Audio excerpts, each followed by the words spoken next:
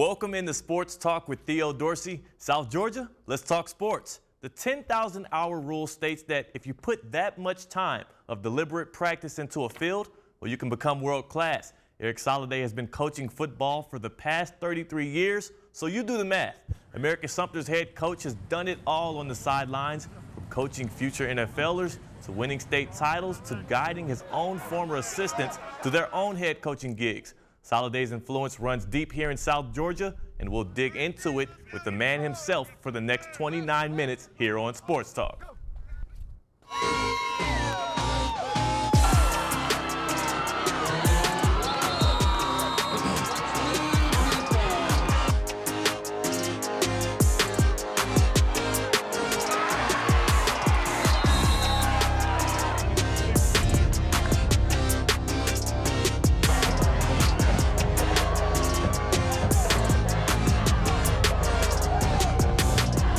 Coach Soliday, welcome into the show. Appreciate it. Of course.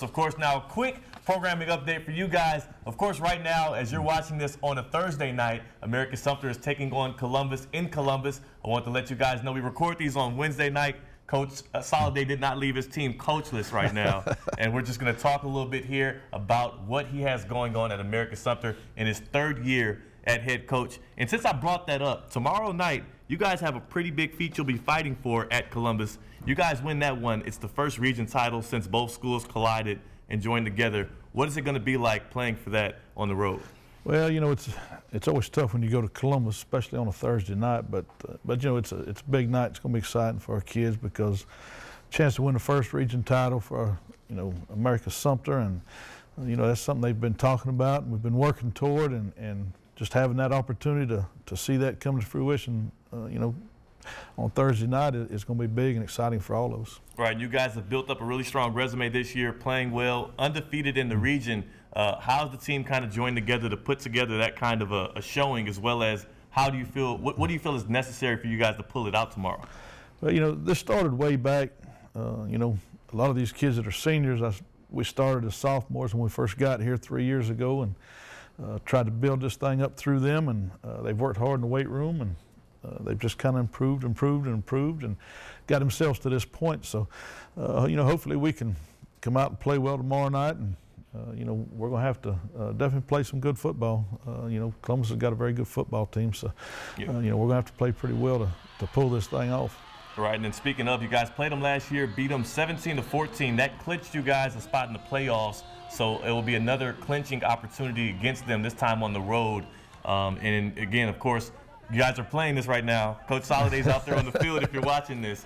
But we'll stop harping on what's coming in the future. And let's talk about your past, Coach, because you didn't start at Americus-Sumter. You've had a coaching resume that dates back to when you first started at Fairmont State out in West Virginia, where you're from. 4 years there, right? How did that go out there in your home state? Well, it was a great opportunity. I worked for a great guy, Wally Hood. He's passed away now, but he was a great football coach, a high character guy, and he took a chance on a young guy when I was very young and made me a position coach, and I got an opportunity to coach in college for 4 years, and we were young, and we was just like sponges, man. I was going everywhere across the country, talking to every college coach I could find, and just picking all of them's brain. And that's one nice thing about coaching in college. You had all day to talk football and learn football, and that's what we did. And he just gave me a great opportunity back then.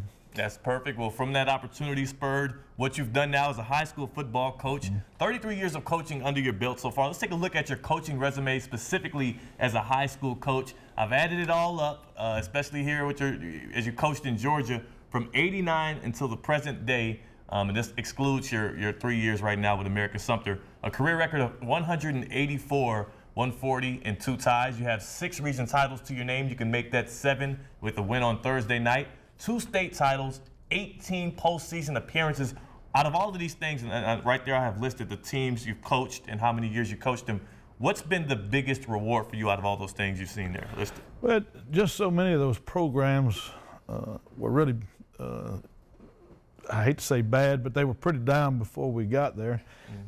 And we were able to turn some of those programs around and make them pretty respectable and win a lot of football games at them and build their programs up. And it's just great to see those kids, especially when it's a program that's not getting a lot of people in the stands, and it's not a big deal in the community, but to see it get built up and start winning and see that community get behind them, and that's just a great thing for those kids, you know, for them to get to see that and experience that. Of course, and you've experienced that 4 times over. Let's speak to the place you spent the most time, Turner County. Spent 17 years in Ashburn altogether. You had 2 stints at Turner County, and you did some damage at Turner. You talk about the winningest coach in school history with 103 wins. You had 3 region titles, and also now Turner County's only had 3 10-win seasons since that 76 state title. 2 of those came under your stint, under your leadership. What was the game like? What was the flow like in the field out there at Turner County that had so much success? Well, we had some great kids. You know, it's a small rural town that's you know, mostly a farming industry, and you know, those people work hard all through the week and out there in the fields, and then they get a chance to come to the game on Friday night and relax a little bit. And so it was always great to put a great team on the field for them. And you know, we had some great kids there. It was a great place to coach, great community. You know, we had some really good people there, and I've always liked it there. And kids always responded, and they would always work their tails off for us. So we were able to put some pretty good teams together there because of how hard they'd work for us. Right, now you're a West Virginia guy from there. This was your first experience with South Georgia, am I correct? That's correct. So what brought you down here, and what has it been like since you've got Well, I was actually on my way to Florida, and literally the interstate brought me here because I was driving down the interstate, and I stopped at Turner and interviewed for a job there. Didn't know a soul in Georgia. I was like I said, I was headed to Boca Ciega, Florida, down in Clearwater, Florida. And, when I went back up to West Virginia from there, they called and offered me the job, and you know, I told my wife we'll go down there for a couple of years and then see what happens. And that was almost 30 years ago, and I'm still here. So, and she reminds me of that pretty regular too. Y'all still waiting on that trip back? That's right. Do you go back and visit family every We time? do. We get a chance to go back up, you know, a little bit in the summertime, and we try to go up at Christmas time and get to visit everybody. Of course, that's good. Well, I'm glad South Georgia captured you, and we're able to get you here tonight in the studios. Can you now speak to not only Turner County, but you've had some time at Americus High before it was Americus-Sumter.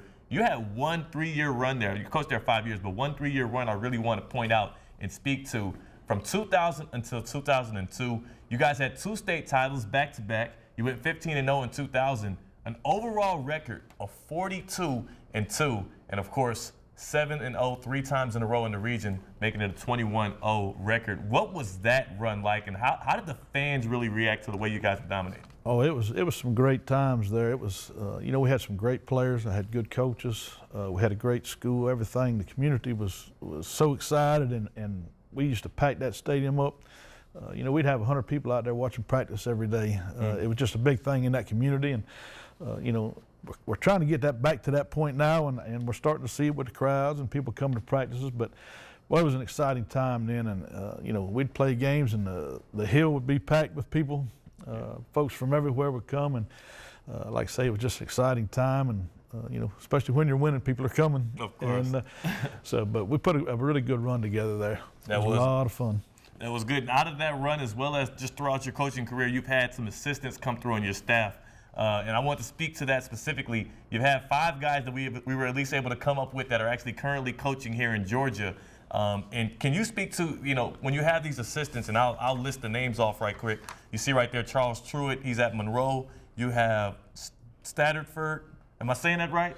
Clint Satterfield. Clint Satterfield, excuse me, my handwriting is bad. That's what that was. Clint Satterfield. You got McFalder, you see right there, who was with Randolph Clay and is now over at Southwest Georgia Academy. You got Ledford and Darren Alford out at Schley County. Right.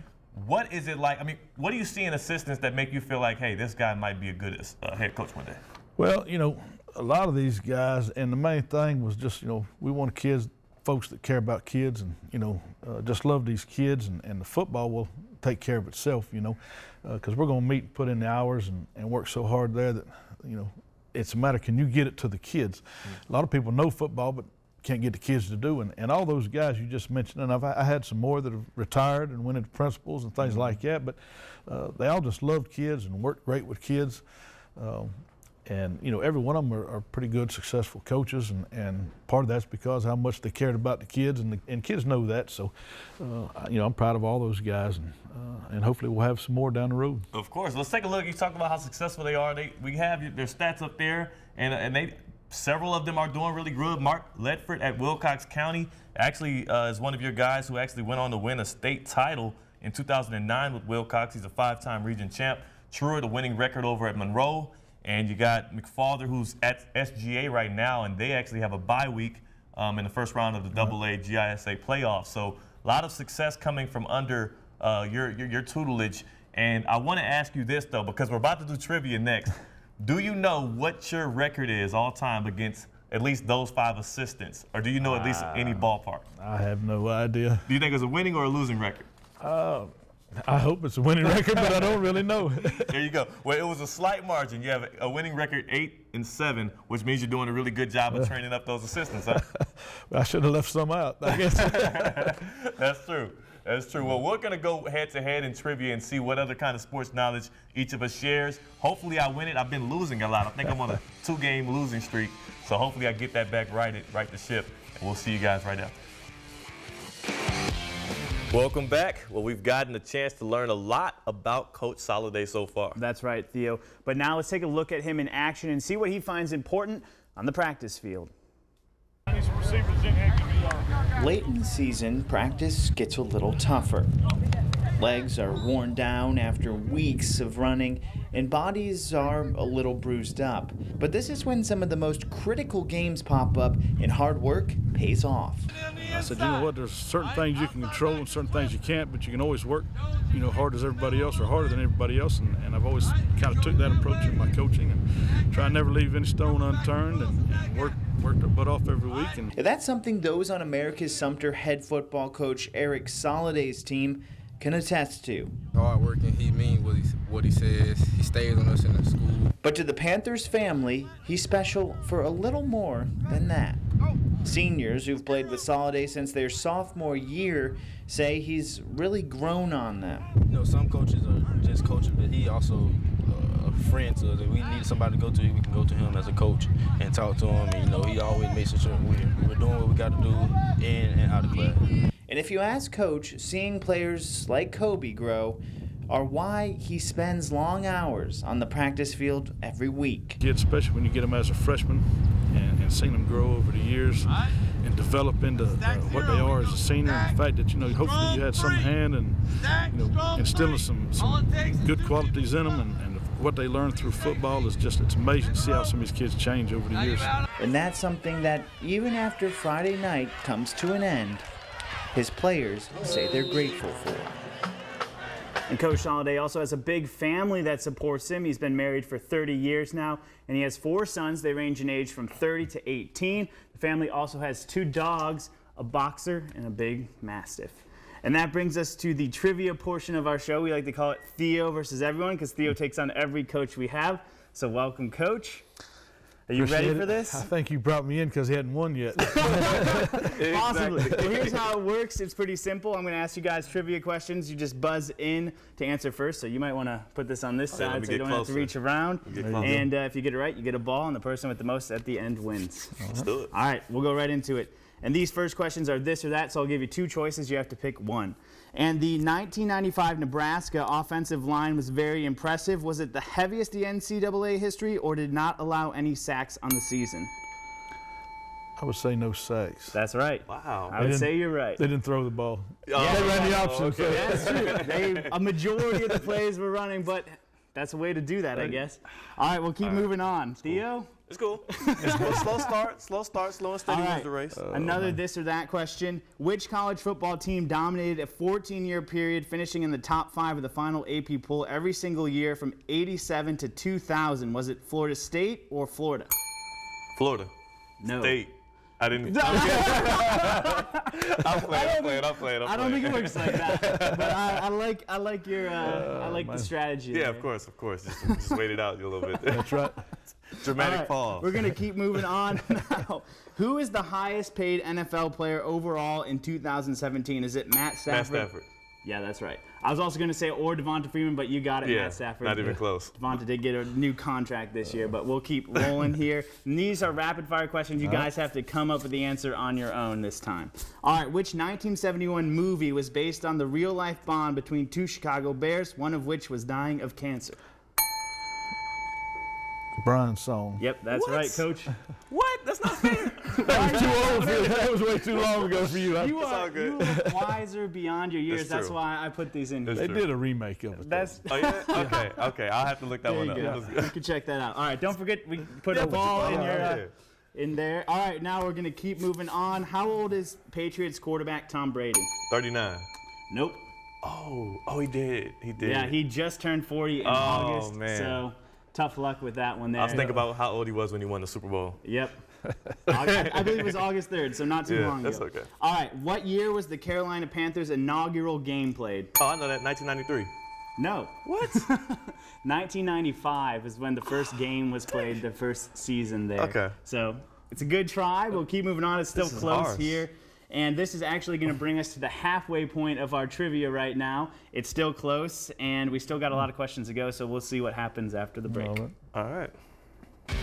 Welcome back. We're playing Theo versus everyone. We got Coach Soliday here from Americus-Sumter, and we're right in the middle of it all right now. 1 point lead, and there's still a couple questions left, so anything could really happen at this point. This is true. We'll get right back into it. All right. How many teams are in the NFL? 32, man. Yeah. Come on. I What we doing said here? it's not all hard. They're not all hard. He's just quicker on the trigger. Yeah, what's Exactly. up? Quicker on the He trigger. too relaxed for this. He's confident. It's true. So are you, but it shows differently. But we're tied up now. We'll keep going. What yard line, another easy one, what yard line is considered to be the red zone? 20. Yes. Okay. All right, he goes up by one. Yeah. And this is our last question of the night, but it's worth 2 points, so it decides things here. If you get it right, I'll you win. take the victory. This is it. If Coach gets it right or you get it wrong, then yeah, it's Okay. goodbye. All right. Who famously said life's 3 important things were family, religion, and the Green Bay Packers? Oh. Coach got it first. The answer. Vince Lombardi. Yep. Oh, hey, first of all, he shouldn't get that much time. No, I'm playing. I'm slow. He had his mouth open, and he'll get I'm two old for and that. slow. Yeah. Old and slow, but it paid off. It paid off. Tortoise in the hair. Okay. It's all good. It's all good. Yeah, it's good. I mean, Coach had a good showing here, and it was close for a long time. And That's true. it's good. Always good to see that. I've never run the score up on anybody. You just did. You didn't even need to answer that. You know what? It's all good. I congratulate Coach on the win. We're gonna talk more with Coach Soliday right after the break, including some fun facts that you might not know about. Welcome back to Sports Talk. We have Coach Erik Soliday, the champion of trivia, and also, hopefully, if things go in his favor tomorrow night, the champion of his region. But before we talk about that, I want to spit some fun facts about Coach Soliday. I can't even get my words out after the way he beat me down in trivia there. Your favorite food: soup, beans, and cornbread. That's pretty mellow stuff there. Oh, my mom made the best soup, beans, and cornbread. Get you a good ham bone, and it's hard to beat it. Now, my wife makes them good, too. I better throw that in there. You better throw that in. Favorite movie, anything with John Wayne. That's a lot of favorite movies you have. Yeah. Rio Bravo is one of my favorite movies. And, John Wayne was just any movie with him I could sit and watch. There you go. And then your very last thing, let's see. Oh, actually, before we actually do that, and we're going to learn, there's no more breaks. Forget that last line. Let's see what your players thought were your favorite food and movie as we check out these sound bites. Favorite movie? That'll be a hard one. Yeah. And if it's anything, it got something related to football. I know that. Jeepers Creepers. No, he said anything with John Wayne. Okay. So that makes sense. But all I right. heard her say that before. He tried to play it off at the end and act like he knew, but have you discussed that? Would your players even know that about you? It may be in passing somewhere along the line. That's something else. Well, I want to actually do another blast from the past here. This is a sound bite we want to run to, and I'll ask you about it later after we watch it. But check this out. This is something from back in the day. One thing about Coach Soliday, man, he always said, man, you have to overcome adversity, no matter what challenges or what you may come through in life, even in the football games. And if you can do that, you can overcome anything. It's a special thing to have a young man that you get to see kind of grow up and follow them all along and get to this, a situation to play for a Super Bowl. There's, very few people to get to do that. And first of all, I feel like you just took that sweater, you took off Turner and put Panthers on. Is that true? I think that's what I did. But secondly, can you talk about that? You had Pope, you had a lot of great people. How does it feel to coach up guys like that? Oh, man, it's awesome to have guys like that, and he's just a great player and fun to coach him. All right, great. Well, we're fun to having you here on the show. Thanks for joining us here on Sports Talk. We'll see you guys next Thursday night. Have a good one.